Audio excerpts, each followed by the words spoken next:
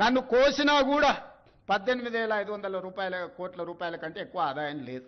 ఏం చేస్తారా నన్ను చెప్పురు ఉద్యోగ సంఘాల నాయకులను అడుగుతున్నా, ఏం చేస్తారు? నన్ను కోసుకుంటే తింటారా?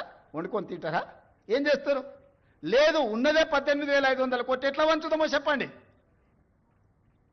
ఏది ఆపమంటారో చెప్పండి. వృద్ధాప్య పెన్షన్లు ఆపమంటారా?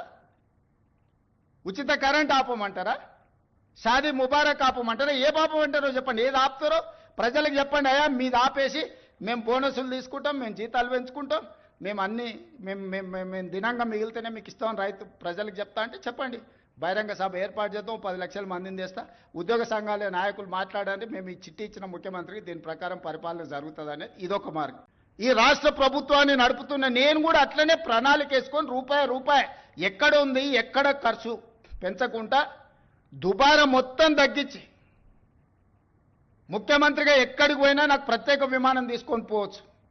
ప్రత్యేక విమానం కాదు కదా, మామూలు విమానంలో కూడా ఎకానమీ టికెట్ కొనుక్కొని పోతున్న. విదేశాలు పోతే కూడా ఫస్ట్ క్లాస్ ఏది కావాలన్నా ముఖ్యమంత్రికి ఆ హోదా ఉంటుంది. నేను ఆ టికెట్లు కూడా కొనుక్కోవడం లేదు. చాలా నార్మల్ సామాన్య ప్రయాణికులతో నేను ప్రయాణం చేస్తున్నా.